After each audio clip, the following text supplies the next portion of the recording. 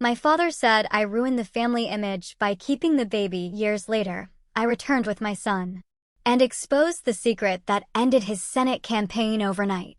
You know how sometimes one single moment just utterly shatters your world? For me, it wasn't just the sound of my father's fist slamming down on the dining table, sending our crystal salt shaker toppling like a miniature avalanche across the mahogany. No, it was the cold, clinical way he looked at me right after, as if I was nothing more than a problem to be solved.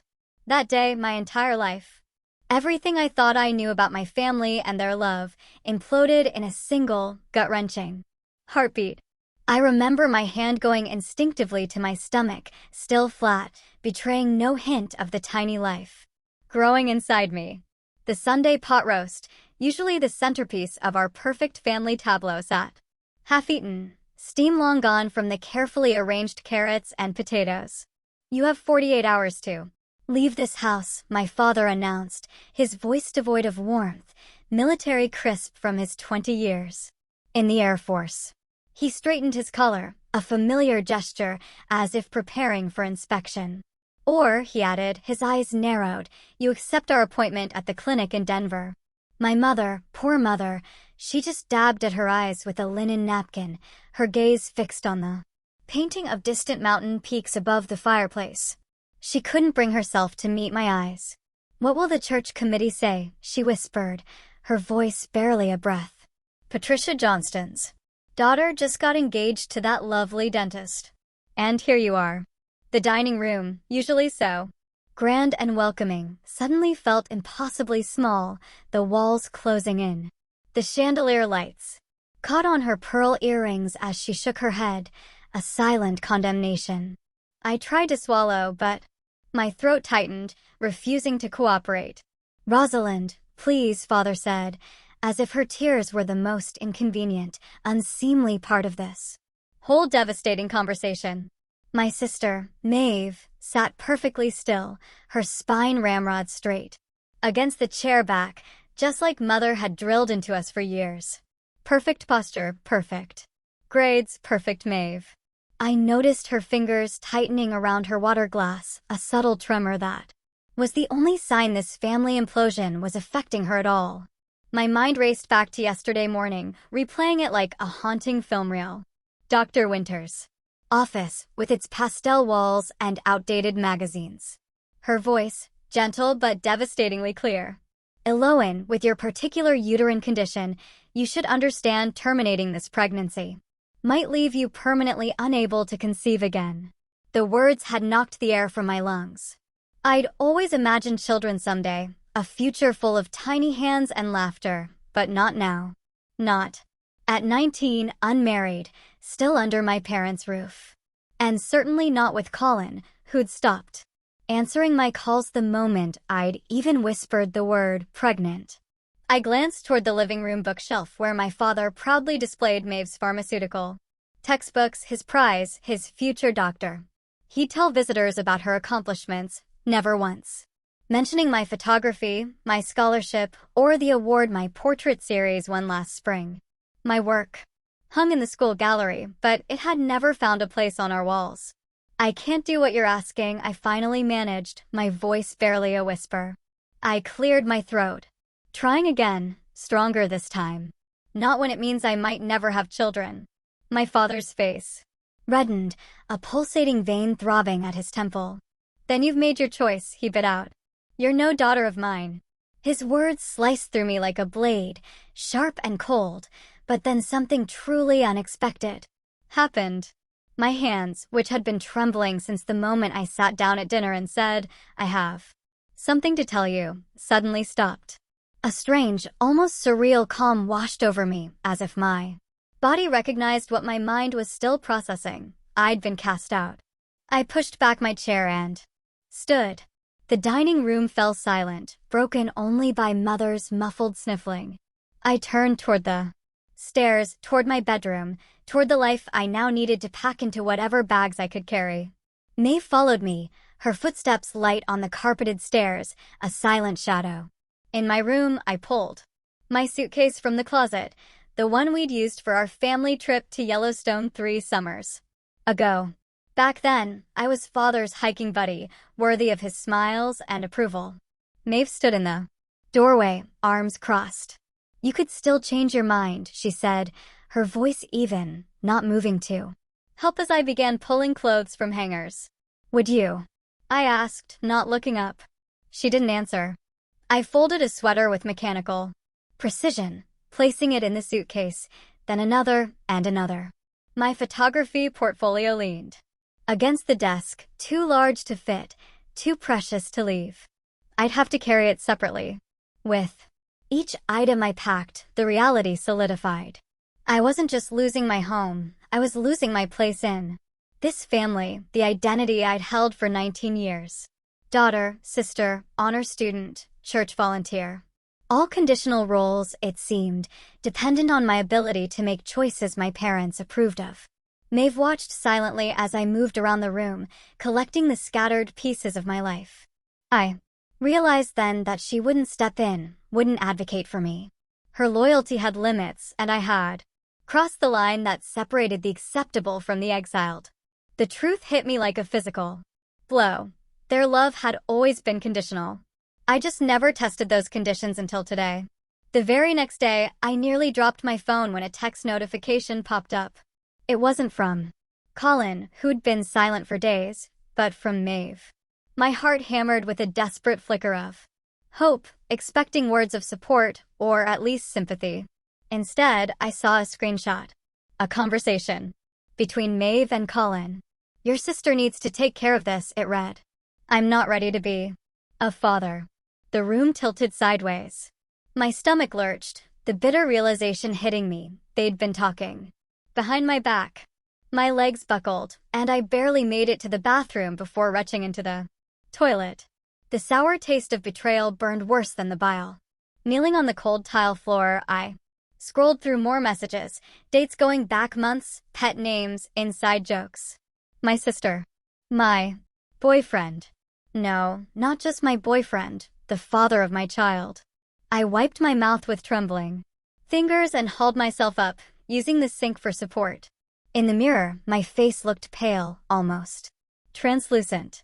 The person staring back seemed unfamiliar, a stranger whose life had just imploded. Twice in 24 hours. When I returned to my bedroom, Maeve stood in the doorway, watching me fold shirts into my suitcase. Something about her posture seemed different now, not just aloof, but defensive. She held her phone against her chest like a shield. "You saw," she said, not a question, just a flat statement. I kept folding, my movements mechanical. "How long?" Maeve stepped into the room but maintained her distance. "Since February. 5 months.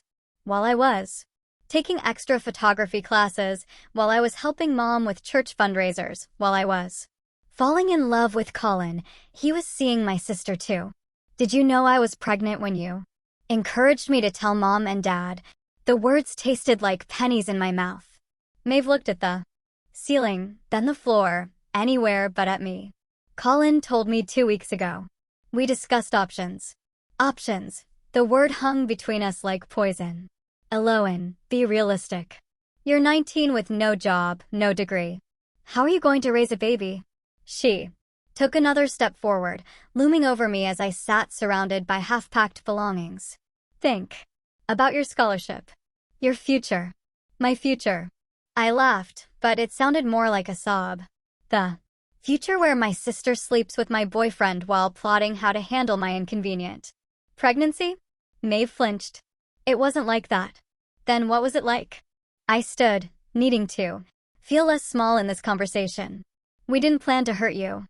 Her voice softened with practiced sympathy, the same tone she used when volunteering at the hospital. "Things just happened between us. And then, when he found out you were pregnant."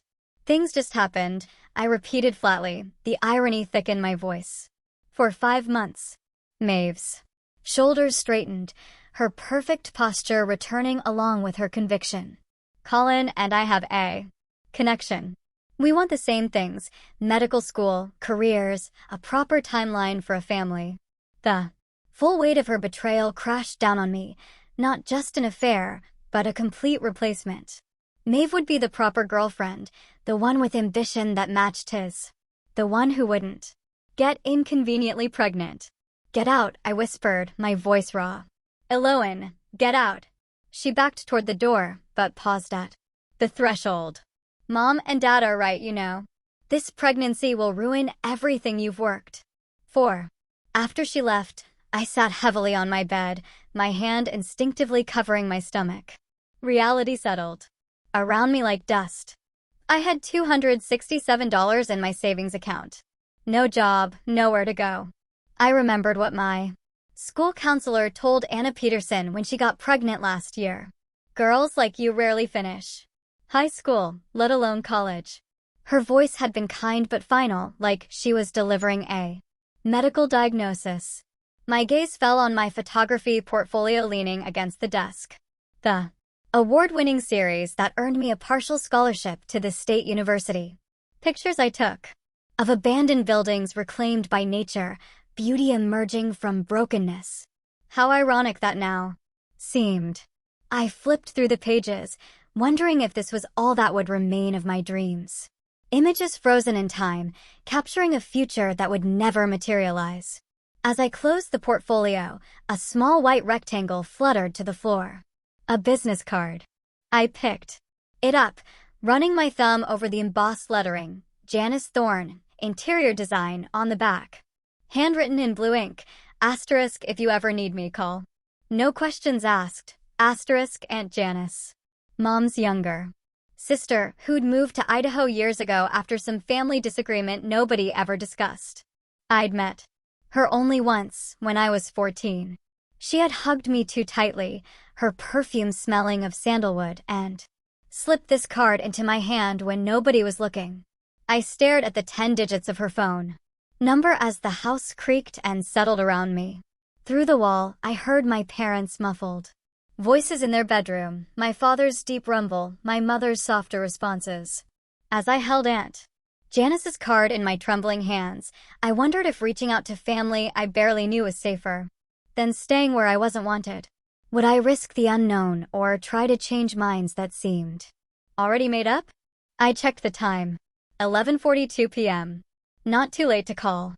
Not too late to find out if no questions asked was a genuine offer or just empty words. My finger hovered over the numbers, ready to dial. The next morning, I woke to the insidious sound of my father's voice on the phone in his study, the words drifting up through the heating vent like poisonous smoke. The digital clock on my nightstand. Read 6:42 a.m. Yes, Robert.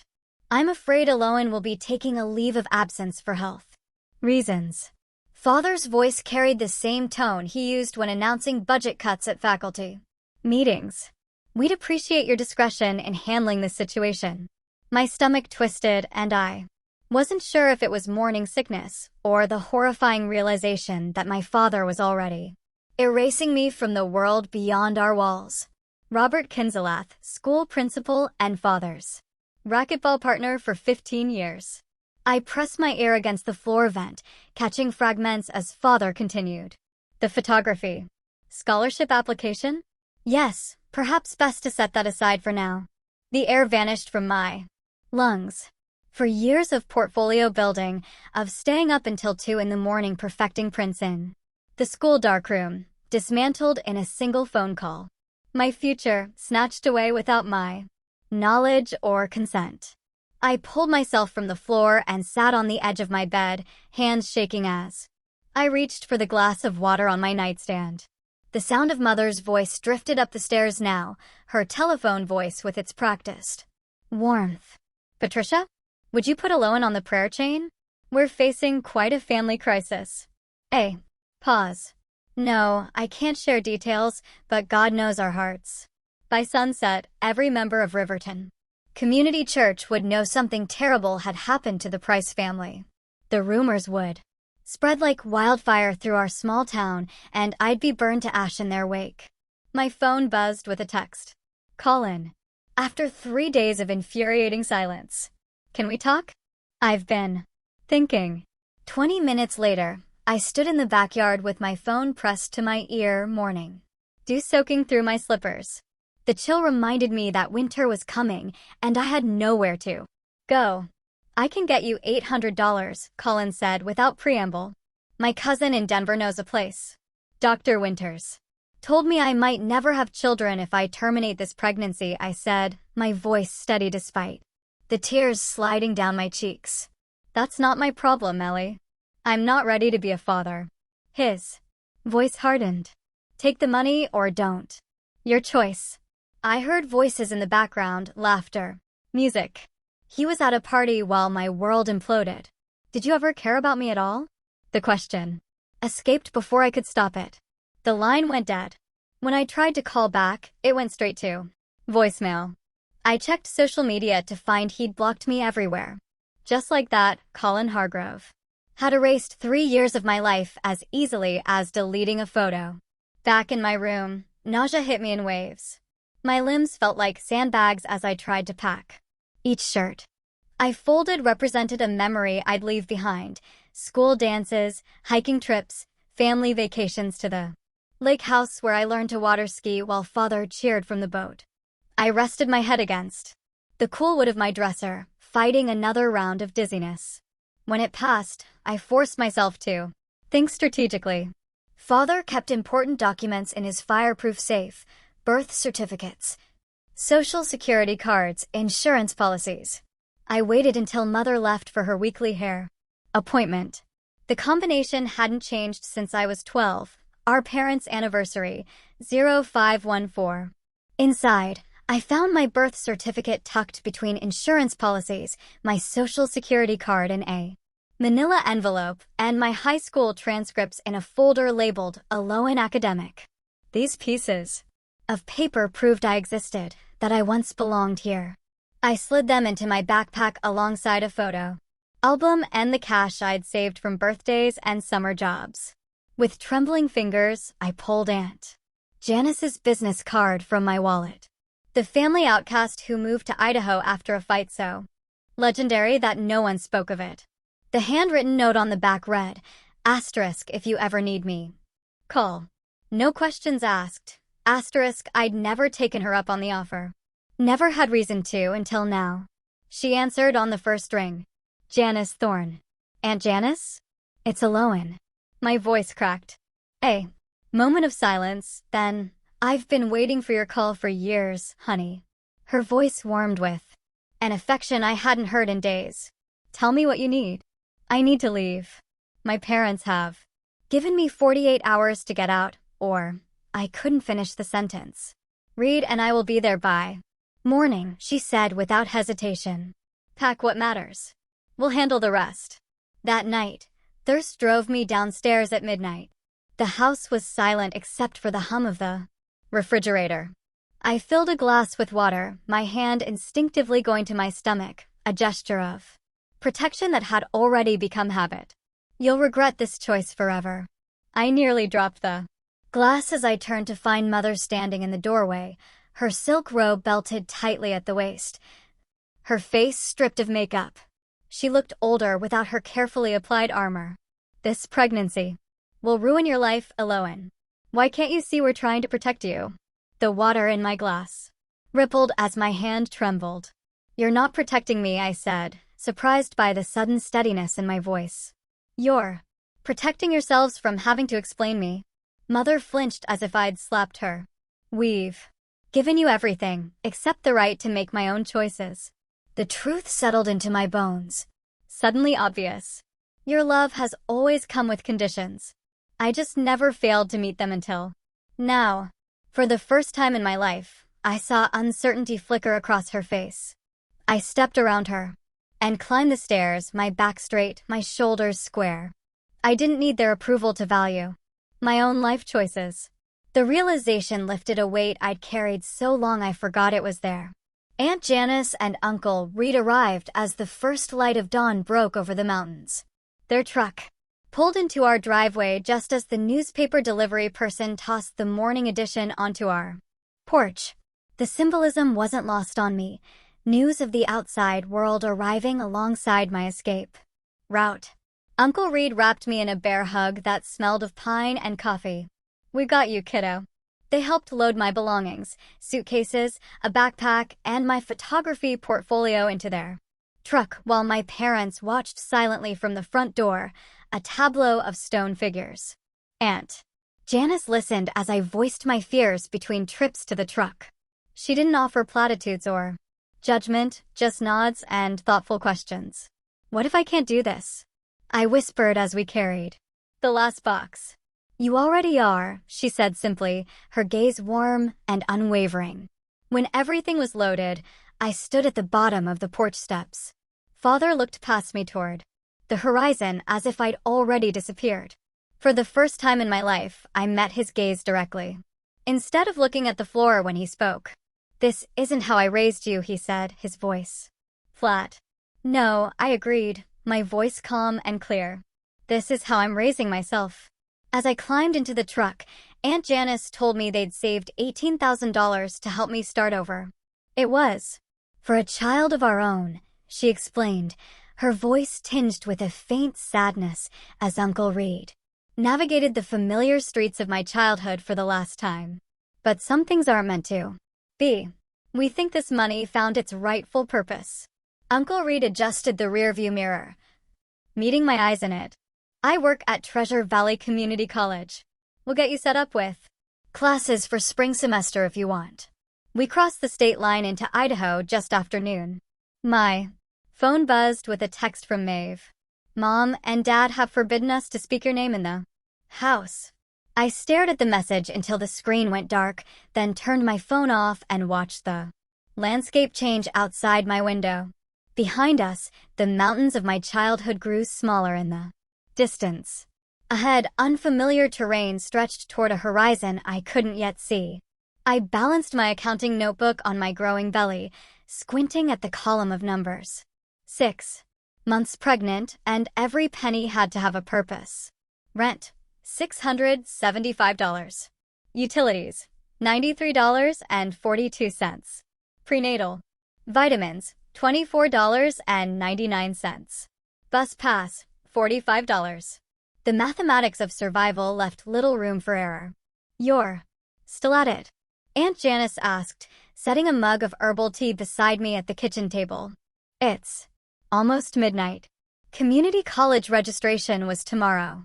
I tapped my pencil on next month's projected budget. I need to know exactly what I can afford. She studied the careful columns, the sticky notes marking upcoming bills. Reed can help with the application fee. You've done enough. I closed the notebook, my hands automatically moving to my lower back where the ache never quite faded. These days, I've saved enough for 2 classes this semester. Janice watched me with that look. Part pride, part worry. Your ankles are swollen again. I didn't deny it. My body kept score of every 12-hour shift at Juniper's Table Diner, every night hunched over textbooks, but it was a small price for independence. The call came 3 weeks later as I was refilling coffee mugs during the breakfast rush. Manager. Gloria waved the cordless phone from behind the counter, mouthing, "It's important." Eloan. Speaking, I said, tucking myself into the narrow hallway by the restrooms. This is Treasure Valley Community College. The voice sounded official. Regarding your first semester grades, my heart sank. Between morning sickness and double shifts, I'd missed 2 quizzes in my psychology class. Congratulations on making the dean's list. Your professor specifically mentioned your research paper on childhood development. I pressed my back against the wall, suddenly lightheaded. Thank you, I managed to say before hanging up. That evening I taped the official letter to the refrigerator. A small victory, but it was gloriously, fiercely mine. The phone rang again the next morning. This time, Janice answered. She doesn't live here anymore, she said firmly, then her face hardened. No, Rosalind, I'm not enabling anything. I'm supporting a remarkable young woman who's working harder than anyone I've ever known. I froze in the doorway, my heart thumping against my ribs. My mother's voice, tinny but unmistakable, filtered through the receiver. You and Elliot have a pattern of throwing away children who don't conform to your perfect image, Janice continued, her knuckles whitening around the phone. First Dorian, now Eloan. Dorian? The name hit me like a physical blow. Don't call here again unless you're ready to. Apologize.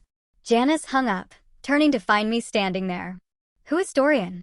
I asked, my voice barely audible. Janice's expression shifted from anger to resignation. She gestured toward the living room sofa. Your brother. Your parents' first child. I don't have a brother.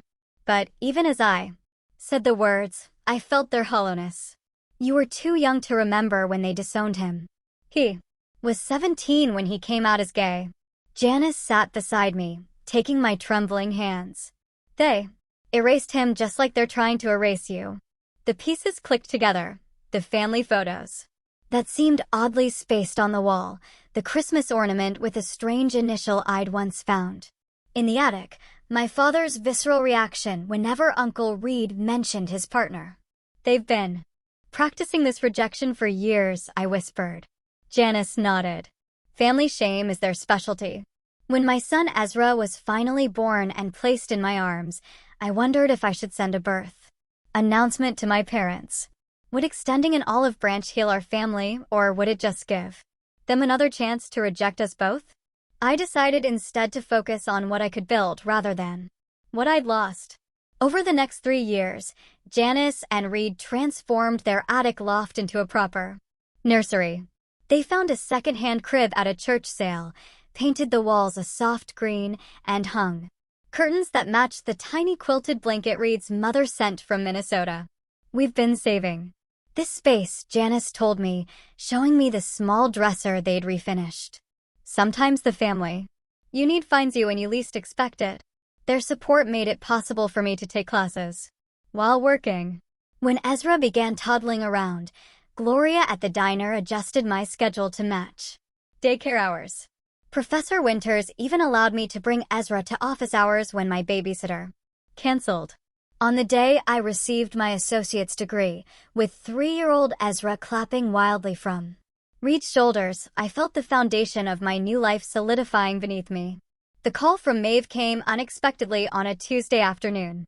Elle? Her voice sounded smaller than I remembered. It's me.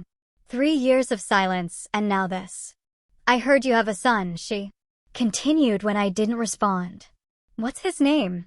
Ezra.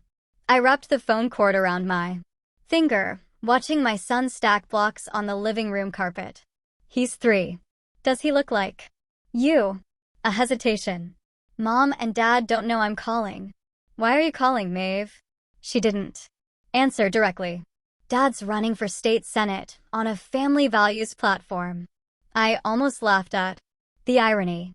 Later that evening, Janice found me sorting through a box of old photographs. I need to tell you something, she said, sitting across from me. I know how to contact Dorian Maddox. Your brother. I looked up sharply. Maddox? He changed his name. He lives in Seattle now. He's a writer. I held her gaze, feeling something shift inside me, the beginning of a new chapter. A month later, I spotted them before they saw me, father's military straight posture and mother's pearls gleaming beneath the pendant lights of the Juniper Mountain resort lobby. Years of silence, shattered by their unexpected appearance. My hands froze on the guest registration tablet. Eloan. Father's voice carried that familiar command, though his smile seemed forced. You look well. Mother clutched her purse with white knuckles, her gaze darting around the elegant lobby as if searching for escape routes. We hope to catch you on your break. My coworker Talia gave me a questioning look. I handed her the tablet. Cover for me? 20 minutes. I led them to a quiet corner of the restaurant, my heels clicking against marble floors. I wasn't the trembling teenager they last saw, but the assistant manager who walked these halls with earned authority. What brings you to Boise after all these years? I asked, remaining standing while they sat. Father cleared his throat. I'm running for state senate. He straightened his tie. Family. Values platform. Mother produced a tissue-thin smile. We've come with a compromise.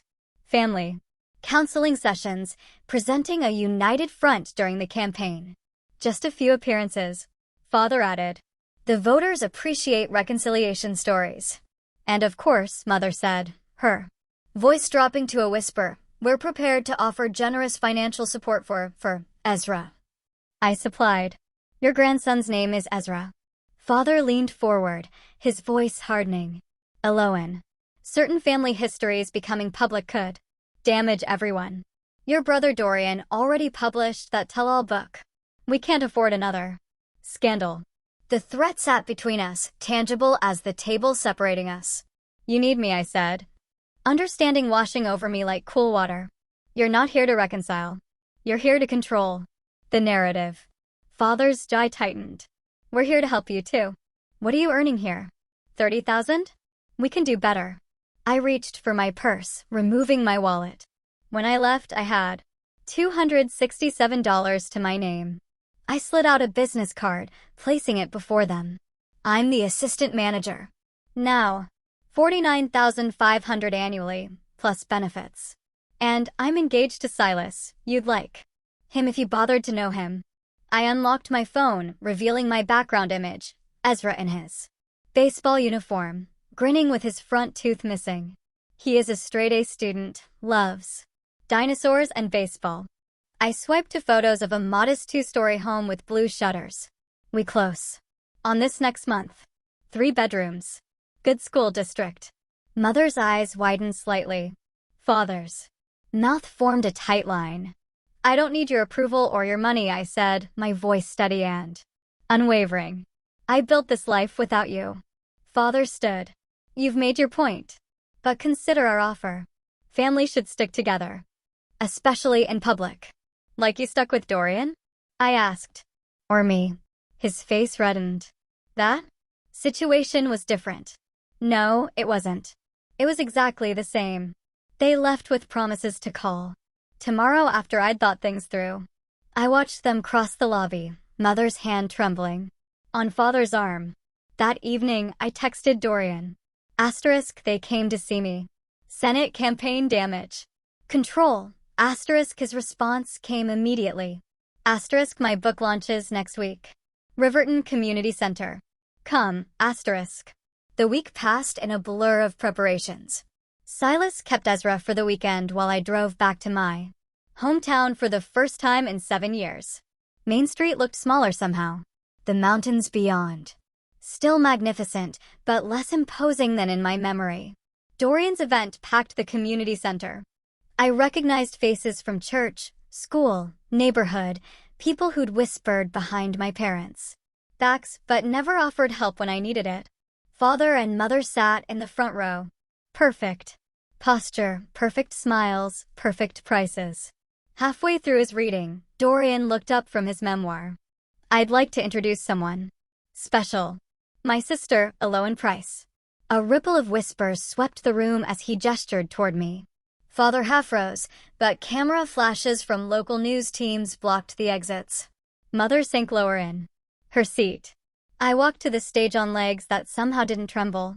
Dorian put his arm around my shoulders. Eloan and I share more than parents. We shared the experience of being discarded when we became inconvenient to the Price family image. The microphone felt cool against my palm when he handed it to me. I looked directly at my parents. When I was 19 and pregnant, my father gave me 48 hours to terminate my pregnancy or leave. I left. Because the procedure might have left me unable to ever have children again. Something my parents knew, but didn't care about. Father stood now, face flushed. This is a private family matter. No. Dorian interrupted, his voice cutting through the rising murmur. It stopped being private when you based your campaign on family values while having discarded 2 of your children. I continued, my voice calm but carrying. Our family has a pattern. When Dorian came out as gay at 17, he was sent away. When I refused to abort my son, I was thrown out. Both times, the Price family image mattered more than their children. The cameras captured everything, Father's rigid back as he finally pushed past reporters toward the exit, Mother's tearful collapse into her seat. The perfect family facade, crumbling on local news as Father's campaign imploded. 2 days later, Back in my hotel room in Boise, my phone buzzed with news alerts. Senate candidate Elliot Price resigns from campaign and principal position amid family scandal. Another text arrived from Colin, also silent for years. Asterisk, I've separated from Jessica. I'd like to meet Ezra. Sometime, asterisk, I set the phone down, hands shaking with a mixture of anger and vindication. A soft knock at the door interrupted my thoughts. When I opened it, Maeve stood there, her perfect posture finally broken. Tears streamed down her face, carving tracks through her makeup. I didn't know where else to go, she whispered. I stood in the doorway, caught between the impulse to embrace her and the memory of her betrayal, wondering if truth can heal what it first destroys. Years later, I finally built my life exactly the way I wanted to. Here in our backyard, the aroma of grilled burgers mingled with children's laughter. I adjusted the checkered tablecloth before arranging another platter of corn on the cob. This gathering felt nothing like the Sunday dinners of my childhood. No crystal salt shakers to topple, no silence thick enough to choke on. Need any help, Elle? Silas asked, flipping a burger with expert precision. His smile still made my heart skip after 5 years of marriage. Just enjoying the view, I answered, watching Ezra chase his 4-year-old sister Lily through the sprinkler. Their squeals rose above the country music playing from our patio speakers.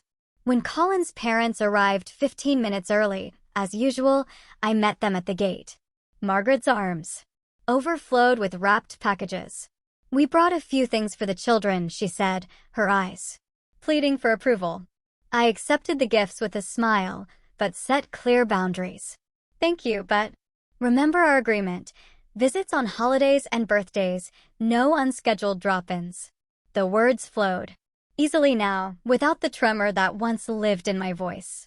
Behind her, Frank nodded stiffly. They were trying, which was more than my own parents ever did. As evening settled, our mismatched chairs formed a circle on the lawn. Janice raised her lemonade, her silver hair catching the patio lights. To found family, she declared. And to blood relatives brave enough to become chosen family, added Dorian, nodding toward his husband. I stood, my pulse quickening as all eyes turned to me. While we're making announcements, I let my hand rest on my stomach, still flat, but nurturing our third child. Silas and I are expecting again. The chorus of cheers washed over me. Janice pulled me into a tight embrace, whispering congratulations. Reed clapped Silas on the back while Ezra danced in circles, thrilled about becoming a big brother again. I remembered another announcement. Another dining table, another hand protectively covering my stomach. But this time, there were no demands, no ultimatums, only celebration. When are you due? Asked Dorian's daughter Maya, her eyes wide with excitement. November, I answered, accepting the sparkling water Silas handed me instead of wine. Later, as lanterns glowed against twilight, we gathered for our annual Found Family Day tradition. Reed raised his glass to the family we choose and the truth that freed us. 2. Truth, we echoed, our voices blending into the summer night. After the guests left and children were tucked into bed, I found an envelope in the mail. Maeve's handwriting. My fingers traced the Denver postmark before opening it. Asterisk, Dear Aloan, I've started therapy. Dr. Winters says healing means facing hard truths about our family, about what we did to you. I understand if you never want to speak to me again, but if you're willing, perhaps we could exchange letters at first? Your sister, if you'll have me. Maeve. Asterisk, I folded the letter carefully. Tomorrow, Dorian and I have a meeting about our foundation for young single parents. The first scholarship will be awarded next month, financial support and mentoring that I never had. At Ezra's desk, I found his family tree project for school. He'd drawn branches extending in all directions. Family by birth listed even Elliot and Rosalind, whom he'd never met. But the section labeled Family by Love bloomed with colored photos and careful handwriting. Janice and Reed, Dorian and Carlos, Silas, Lily, and a dozen others who'd shown up when it mattered. As I sealed my careful response to Maeve, I wondered about the delicate balance between forgiveness and self-protection. How much of yourself would you risk to rebuild a bridge that once collapsed beneath you?